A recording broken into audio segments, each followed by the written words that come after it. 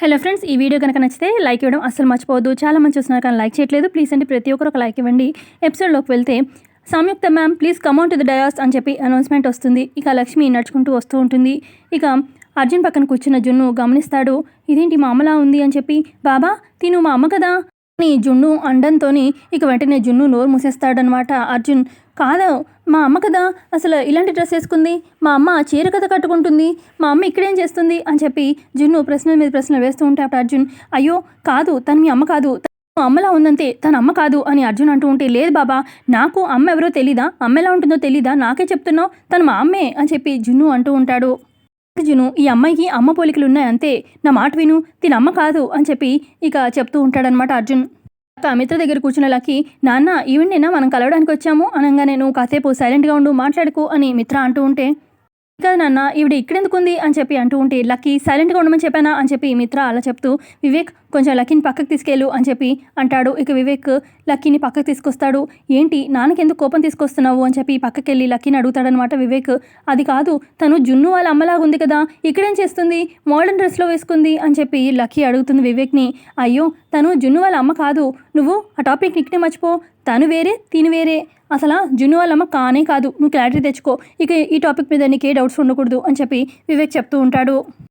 లక్ష్మి సంయుక్తగా ఇక స్పీచ్ ఇస్తూ ఉంటుందన్నమాట. గుడ్ ఈవినింగ్ ఎవ్రీబడి, జేఎంఆర్ ప్రాజెక్ట్స్లో అతి ముఖ్యమైన ప్రాజెక్ట్ స్టార్ట్ అవబోతుంది. అయితే సమర్థమైన ప్రాజెక్ట్ రావాలంటే సమర్థమైన చేతులు కూడా కలవాలి. అతి త్వరలో అలాంటి సమర్థవంతులకే ఈ ప్రాజెక్ట్ అందజేయడం జరుగుతుంది. ఇండియాలో ఈ ప్రాజెక్ట్ని స్టార్ట్ చేయడానికి 2 కారణాలు ఉన్నాయి. ఒకటి, మా నాన్నగారు ఈ ప్రాజెక్ట్ని నా భుజాల మీద పెట్టడం. ఇక 2, ఈ భారతదేశంలో నాకు ఇక్కడి సంస్కృతి సంప్రదాయాలంటే చాలా మక్కువ ఉండడం. కుటుంబ వ్యవస్థ మీద నాకు చాలా అభిమానం ఉంది. ఇక్కడ భారత వ్యవస్థలో భార్యాభర్తల బంధం మీద చాలా గౌరవం ఉంది. ఎలాంటి గొడవలు ఉన్నా కూడా భార్యాభర్తలు మాత్రం ఏ కారణం చేత కూడా విడిపోకూడదు, కూర్చొని మాట్లాడుకోవాలి తప్ప అన్నట్టుగా చెప్తూ ఉంటుంది. ఏంటి అమ్మాయి సోది చెప్తుంది అన్నట్టుగా మిత్ర చూస్తూ ఉంటాడు. లక్ష్మి చెప్తుంది, కుటుంబం అంటే భార్యాభర్త పిల్లలుంటే సరిపోదు, అన్న చెల్లెలు తమ్ముడు అన్నయ్య వదినలు మరదళ్ళు ఇలా అందరూ కలిస్తేనే కుటుంబం అని చెప్పి చెప్తూ ఉంటుంది. ఇటు పక్క జయదేవ్ అలాగే అరవింద వింటూ ఉంటారు కదా స్పీచ్.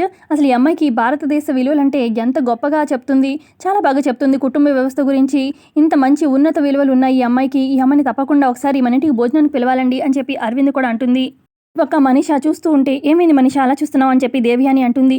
నాకెందుకో తను లక్ష్మి అనిపిస్తుంది ఆంటీ అనగానే, నువ్వు మారవు, నీ బుద్ధి మారదు, అనుమానం అని చెప్పి అంటూ ఉంటుంది దేవ్యాని. ఈలోపు లక్ష్మి స్పీచ్ ఇచ్చేసి స్టేజ్ దిగి వెళ్ళిపోతూ ఉంటే ఇక అరవింద పలకరిస్తుంది. అలా షార్ట్ అండ్ స్వీట్గా బాగా స్పీచ్ ఇచ్చావమ్మా, నీ స్పీచ్ నాకు బాగా నచ్చింది అని చెప్పి అరవింద అంటూ ఉంటే, థ్యాంక్స్ ఆంటీ అని చెప్పి లక్ష్మి అంటుంది. తర్వాత అరవింద్ అంటుంది, ఒకసారి వీలు చూసుకొని మా ఇంటికి భోజనానికి రమ్మా, నువ్వు స్పీచ్లో చెప్పావు కదా బంధాలు బాంధవ్యాలు అని చెప్పి, అవన్నీ నువ్వు మా ఇంట్లో చాలా బాగా చూస్తావు అని చెప్పి అనగానే, మీరు భోజనానికి పిలిచారు కదా ఎప్పుడో ఎందుకు, రేపే వస్తాను, ఇక నాకు కూడా మీ ఇంటికి ఎప్పుడెప్పుడు రావాలా, ఆ గడపలో కాలు ఇప్పుడు పెట్టాలా అని నాకు కూడా ఉందంటీ, ఖచ్చితంగా రేపు వస్తాను అని చెప్పి అనగానే, తప్పకుండా రేపు రామ్మ మీకోసం ఎదురు చూస్తాము అనగానే, సరే ఆంటీ అని చెప్పి లక్ష్మి అక్కడి నుంచి వెళ్ళిపోతుంది. పక్క అర్జున్ జున్ను ఇటు జాను ఇంటికి వెళ్తూ ఉంటారు. మీరు ఎందుకు నాకు అబద్ధం చెప్తున్నారు, తను మా అమ్మే, అసలు అమ్మ కాదని ఎందుకు అట్లా చెప్తున్నారు అబద్ధాలు అని చెప్పి అంటూ ఉంటే, అయ్యో కాదు జున్ను, తను మీ అమ్మ కాదు, వేరే అమ్మ, తన పేరు సంయుక్త అని చెప్పి జాను కూడా చెప్తుంటే, లేదు మీరు అబద్ధం చెప్తున్నారు, అయినా మా అమ్మ అసలు నేనెవరో తెలియనట్టు ఎందుకు అలా ఉంది, నాకేం అర్థం కావట్లేదు అనగానే, ఎందుకంటే మీ అమ్మ కాదు కాబట్టి అని చెప్పి అర్జున్ అంటాడు.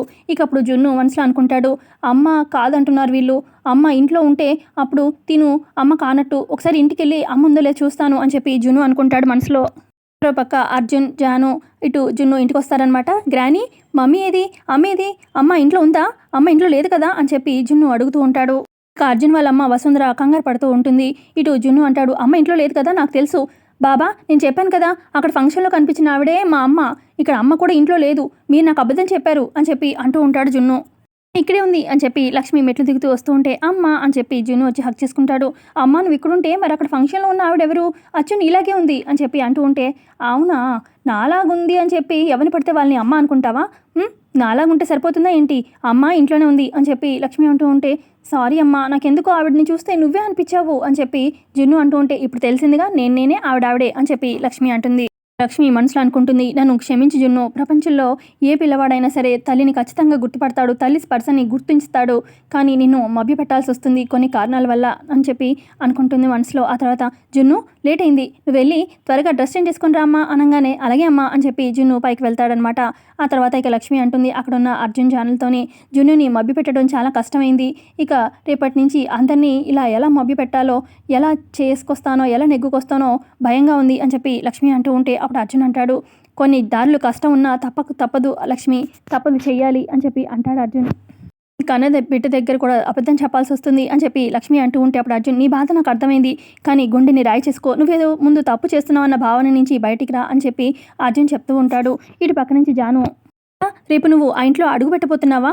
తప్పదు జాను, వెళ్ళాలి, అడుగు పెట్టాల్సిందే, కాతే నువ్వు కూడా ఆ ఇంట్లో అడుగు పెట్టాలి, నువ్వు ఆ ఇంటికి కాబోయే కోడలివి అని చెప్పి లక్ష్మి జానుతో అంటూ ఉంటే, అలా ఎలాగా, అసలు ఆ ఇంట్లో నన్ను ఆ దేవి అనే ఆంటీ చూస్తుంటే ఒళ్ళు మండిపోతూ ఉంటుంది, ఆవిడికి నన్ను చూస్తూ ఉంటే ఎప్పుడెప్పుడు ఏమనాలా అని చెప్పి చూస్తుంది, ఇక నేను ఆ ఇంట్లో ఎలా ఉండాలి అని చెప్పి అంటూ ఉంటే, తప్పదు జాను, నువ్వు కూడా ఆ ఇంట్లో ఉండాలి, వివేక్కి నీకు మధ్యలో క్లోజ్నెస్ ఇంకా పెరగాలి, వాళ్ళకి నువ్వే కోడలివి అని ఫిక్స్ అవ్వాలి, ఎలాగైనా నీకు వివేక్కి పెళ్లి జరగాలి, కానీ నువ్వు ఆ ఇంట్లో ఉండాలి, ఎలాగా అదే అర్థం కావట్లేదు, ఆలోచిస్తున్నాను అని చెప్పి లక్ష్మి అంటూ ఉంటే అప్పుడు అర్జున్ అంటాడు, జానుగా అయితే కష్టం, కానీ సంయుక్త మనిషిగా అయితే ఖచ్చితంగా అరవింద వాళ్ళ ఇంట్లో ఉండడానికి జానుకి ఉంటుంది అన్నట్టుగా చెప్తూ ఉంటాడు అర్జున్. అర్జున్ ఒక ప్లాన్ చెప్తాడనమాట, ప్లాన్ మనకి వినిపించదు. ఇటు మొత్తం అంతా ప్లాన్ విన్నాక లక్ష్మి అంటుంది, ఐడియా అయితే బాగానే ఉంది అర్జున్ గారు, సంయుక్త మనిషిగా అయితే ఖచ్చితంగా సంయుక్త మాటని గౌరవిస్తారు కాబట్టి ఆ ఇంట్లో వాళ్ళు ఇక సంయుక్త మనిషిగా జాను అక్కడ ఉండడానికి రైట్ ఉంటుంది, పర్మిషన్ ఇస్తారు వాళ్ళు అని చెప్పి లక్ష్మి అంటుంది. జాను విన్నావు కదా ప్లాన్, రెడీగా ఉండు అనగానే అలాగే అక్క అని చెప్పి జాను అంటుంది. ఇక నెక్స్ట్ డే ఉదయాన్నే మిత్ర అటు ఇటు తిరుగుతూ ఉంటాడు, ఇక ఆలోచిస్తూ ఉంటాడనమాట లక్ష్మి గురించి. ఇక సంయుక్తని కలుసుకుంటాడు కదా ఫస్ట్ టైం, ఇక ఆ సీన్స్ అని గుర్తు చేసుకుంటూ ఉంటాడు. ఇక అల్మార్లో ఉన్న లక్ష్మి ఫోటో, వాళ్ళ పెళ్లి ఫోటో చూసుకుంటూ ఉంటాడనమాట. ఇక అదే టైంకి దేవి అని మనిష మిత్ర రూమ్లోకి వస్తారు. ఏంటి అరుగున పడిపోయిన జ్ఞాపకాలన్నీ మళ్ళీ తిరిగి గుర్తొస్తున్నట్టున్నాయి, ఎందుకనో తెలుసుకోవచ్చా అని చెప్పి మనీష అంటూ ఉంటే ఇక అప్పుడు మిత్ర, అది కాదు, అసలు సంయుక్త అచ్చు లక్ష్మిలా ఉందేంటి, అసలు నాకెందుకో తను లక్ష్మి అనిపిస్తుంది నా మనసుకి అని చెప్పి అంటూ ఉంటే ఇటు పక్కన మనీష, నాకు కూడా అదే డౌట్, లక్ష్మి తను అన్నట్టుగా మనసులో అనుకుంటూ ఉంటుంది. ఇటు పక్క మిత్ర చెప్తాడు, అసలు వివేక్ కొన్ని ప్రూఫ్స్ చూపించేసరికి కొంత నమ్మాల్సి వచ్చింది తను సంయుక్తే అని, ఇక నువ్వేమో తనతో పాటే సంయుక్త పాటే చదువుకున్నావని చెప్పేసరికి ఇక కంప్లీట్గా నమ్మాల్సి వచ్చింది అని చెప్పి ఇక మిత్ర చెప్తూ ఉంటే ఇటు మనీష అనుకుంటుంది, నాకేం తెలుసు ఇలా ఇరుక్కుంటానని, దేవి అని ఆంటీ బుక్ చేసేసింది, ఇప్పుడేమో మాట మార్చడానికి లేదు, ఏం చేయాలి, నేను నా అనుమానం ఇది అని చెప్పి బయట పెట్టలేను, నిజం అని కూడా చెప్పలేను, నా పరిస్థితి ఇలా చచ్చింది అని చెప్పి మనీష బాధపడుతూ ఉంటుంది. తర్వాత మిత్ర అంటాడు, సరే ఇంకా అనుమానించడంలో ఇక రీజన్ ఏం లేదు, ఇక తను సంయుక్త అని క్లియర్ అయిపోయింది కదా, సరే అన్ని రెడీయే కదా, సంయుక్త వచ్చే టైం అయింది అనగానే అంతా రెడీయే మిత్ర అని చెప్పి అంటుందన్నమాట మనీష. ఇక మిత్ర అక్కడి నుంచి వెళ్ళిపోతాడు. తర్వాత దేవి అని మనిషితోని, పద వెళ్ళి హారతి ఇవ్వాలి కదా సంయుక్తకి అని చెప్పి అంటూ ఉంటే, ఏంటి వచ్చే లక్ష్మికి హారతి ఇవ్వాలా, అసలు నాకు మిత్రకి సేమ్ డౌట్, తాను లక్ష్మి అని, ఇప్పుడేమో నేను బయట పెట్టలేను, కానీ ఏదో ఒక టైం దొరుకుతుంది కదా, నిజం నిప్పు లాంటిది బయటకు వస్తుంది, బయటకు వచ్చేలాగా నేను చేస్తాను అని చెప్పి మనిష అంటూ ఉంటే ఇటు పక్క దేవి అని మనసులో ఎన్నిసార్లు చెప్పినా తను లక్ష్మి కాదని చెప్పినా కూడా ఎందుకు పిచ్చిగా వాగుతూ ఏవో డైలాగ్స్ వేస్తూ ఉంది, ఏం చేసినా ఈ మనిషి ఇంకింతే మారదు అని చెప్పి అనుకుంటూ ఉంటుందన్నమాట దేవి అని మనసులో.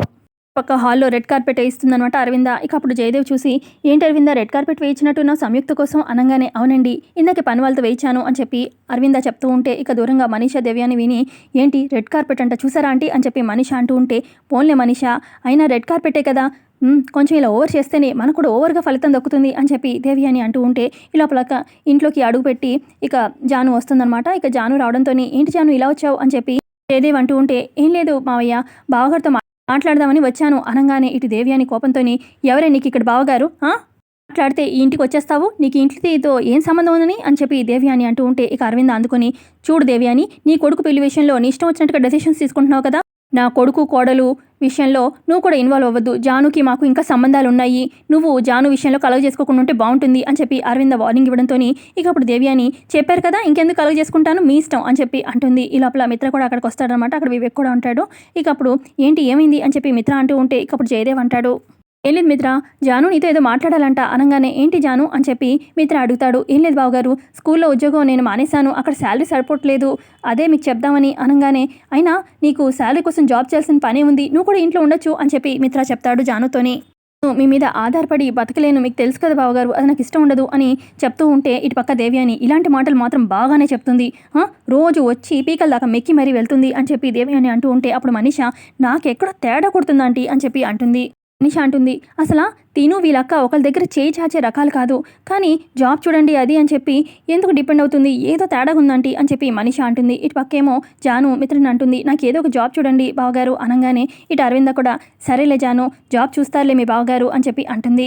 ఆ తర్వాత ఇటు మిత్ర అంటాడు, సరేలే జాను జాబ్ చూస్తాను, అయితే ఇప్పుడు జేఎంఆర్ గారి కూతురు సంయుక్త వస్తుంది, రాబోయే టైం అయింది, ఆవిడ వెళ్ళిపోయాక మనం మాట్లాడుకుందాం అనగానే అలాగే బావగారు నేను వెళ్తాను అని చెప్పి జాను అంటూ ఉంటే, ఎక్కడికి జాను భోజనం చేసి వెళ్ళు అని చెప్పి అరవింద జయదేవ్ చెప్తారు. సరే అత్తయ్య అని చెప్పి ఇక జాను అక్కడే ఉండిపోతుంది. ఇక మిత్ర కూడా అక్కడి నుంచి వెళ్తాడు.